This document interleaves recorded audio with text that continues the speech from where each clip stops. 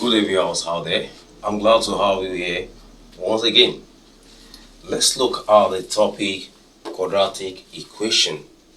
Quadratic equation, as known to us as the general formula that looks like this: ax squared plus bx plus c equal to 0. This is the general formula for quadratic equation, and any equation that looks like this is a quadratic equation. And the highest power that this x or variable is going to have in the quadratic equation is 2. If the power on any of the variable is more than 2, definitely that one is no more a quadratic equation. Now, the coefficient of x squared here is a value of our a, while the coefficient of x is b, while c is a constant. All these values that we have, a, b, and c, are values that we normally calculate as constant value in a quadratic equation.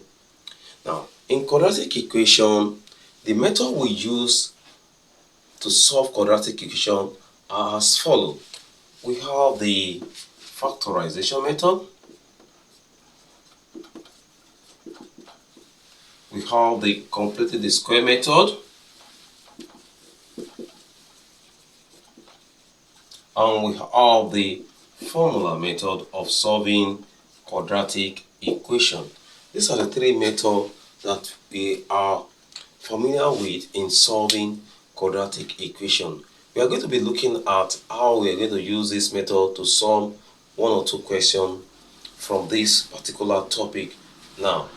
But firstly, we are going to focus on using the factorization method to solve a particular question in this session now. In other subsequent class, we will be using other method to solve other part of the question. So now let's look at how we can use a factorization method to solve a particular quadratic question.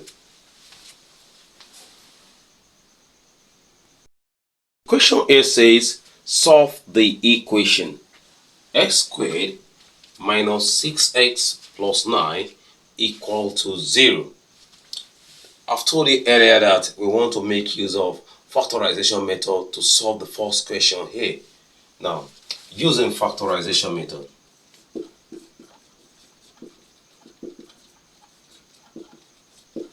Using factorization method, the first step we are going to take here is that we are going to multiply this constant here by the value of x squared that we have here. By multiplying this constant here, which is 9a, by the value of x squared, you are going to have 9 multiplied by x squared, which is equal to 9x squared. Having got this, we are now going to look for two values. The two values, their multiplication must be equal to 9x squared, while the addition of the same two values must be equal to minus 6x, which is the value we have in the middle here, or the x value. Now, let's look at those values that we can multiply together to get 9. If we say 9 times 1, that is going to give us 9. But 9 minus 1 or 9 plus 1 cannot give us minus 6, so that one cannot be used. Now, what other value can we multiply together to get 9? Oh, I think the only value we can multiply together is 3 times 3. 3 times 3 is going to be equal to 9. But look at it. If I say minus 3 times minus 3, I'll get minus times minus will give me plus 9. But when I say minus 3 times plus 3, I will get minus 9. So I can make use of minus 3 times minus 3, where I will also look at it. If minus 3 plus minus 3 will also give me minus 6. Now, I think that is going to be very useful. Okay, let me say I have minus 3x multiplied by minus 3x. That will be equal to minus times minus is plus. 3 times 3 is 9, while x and s is x squared. So I've been able to get my 9x squared here. Good. Now, minus 3x plus minus 3x. Don't forget, I told you that the other value, the same value again, you have to add it together to get this x value here. Minus 3x plus minus 3x. This is plus times minus because of this bracket here. We are going to have it to become minus 3x minus 3x, which is going to be equal to minus 6x. The value we have here has been able to satisfy this our equation. So I can insert this value in the position of this 6x squared. In this regard now, I will remove minus 6x here and put my minus 3 minus 3x. Minus 3x, I'll put it in the position now. So I'm going to have x squared minus 3x minus 3x plus 9 equal to 0. Good. I can now go ahead to simplify my equation by dividing this equation into two parts now. Now, I will now look at it. What is the common value between x squared and 3x? X is common to the two of them. I put it x. Then I cannot start dividing each of these values by the value that I choose to be the common value between them. Okay, x squared divided by x, that will be x. Minus 3x divided by x will be minus 3. You close the bracket. We are through with this value in this bracket now. We'll move here. What is the common value between minus 3x and plus 9? 3 can go here. 3 can as well go in 9. So I think the common value there is minus 3. Okay, I put minus 3 outside. Then I open the bracket for it. Then minus 3x divided by minus 3. It will remain only x plus 9 divided by minus 3. Obviously, plus divided by minus is minus. 9 divided by 3 will be 3 equal to 0. Take note of this. Whenever you are asked to solve using a factorization method, when you get to this stage, you must make sure that whatever that is in this first bracket that you get here is the same value that will be in the second bracket. If otherwise, what you are doing is incorrect. So you have to check it. So let's continue from there. In this sense now, I will now take those values that are not inside the bracket, which I'm going to have x minus 3. I'm talking about this and this now. Put it in one bracket and take one of these value inside this bracket and write it again. X minus 3 is equal to 0. In that regard now, I cannot say x minus 3 is equal to 0 or x minus 3 is equal to 0. So in this case, I'm going to have x is equal to, when you take minus 3 to this side, it becomes plus 3. Or x is also equal to plus 3. If you look at this answer very well, you discover that we get the same value for the value of x. Now, why do we get the same value? I'm going to show you a little bit information about now. Now, the answer we will get here in quadratic equation, whenever you solve your quadratic equation, whereby you are going to get two values, what you get there is always called root of the equation. So these are the root of the equation. No? Root of the equation.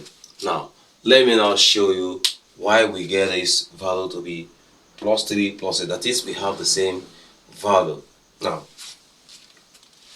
if we have the formula for quadratic equation to be x is equal to minus b plus or minus root b squared minus 4ac over 2a. That is the formula method we use in solving quadratic equation. Now, this x can be equal to minus b plus or minus root d over 2a, where d is taken to be b squared minus 4ac. In mathematics, the value of this d can determine the type of root we want to get, can as well be able to show us the nature of the curve that we are going to have when we are solving our quadratic function. But here we are asked only to calculate the root. But I only want to show you this purposely because we have the same value for the root of the equation, so that you can be able to know that what is the cause of me having the same value now. So I want to have a space here so that I can be able to give you detailed information about this now. Now, I haven't got this particular value for D. Now, I can also say that D will be equal to, now from here, I can say that the value of my A is equal to plus 1, because that's the coefficient of x squared. The value of my B is equal to minus 6, while the value of my C is equal to plus 9. Now, don't forget that I have told you that D is equal to B squared minus 4AC. Now, let's look at the value of D. So D will be equal to, what is our value of B? Minus 6 squared minus 4, put it in bracket, times A is what? 1, times, what is C is 9. Now, this will become B squared, that was minus 6 squared, that will be 36, minus 4 times 1 times 9, that will be equal to 36 as well. So in that regard, D is equal to 0. Whenever D is equal to 0, definitely the root you are going to get for the quadratic equation you are solving will be the same. So that is why we get the root to be equal to same value as I've shown you earlier. Now, this is one thing that tells us that. And another thing you have to also take note here is that the value of x that I have as x is equal to minus b plus or minus b squared minus 4ac over 2a that I have here will be equal to minus b over 2a. Because since d is equal to 0, everything here will become 0.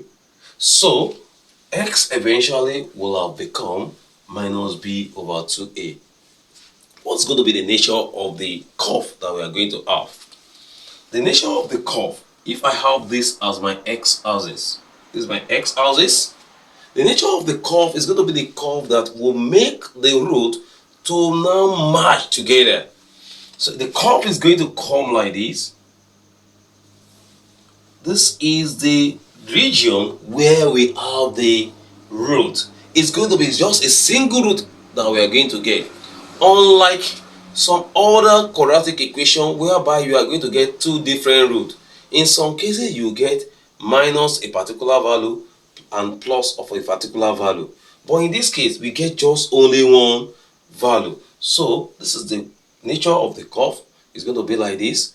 And this is how the value of s is going to be. And from here, so what I'm trying to tell you in essence is that even if you see any quadratic equation and the question is asked from you that what's going to be the nature of the root or the nature of the curve you are going to have, you should be able to even identify it from the question by just applying this formula method to get that.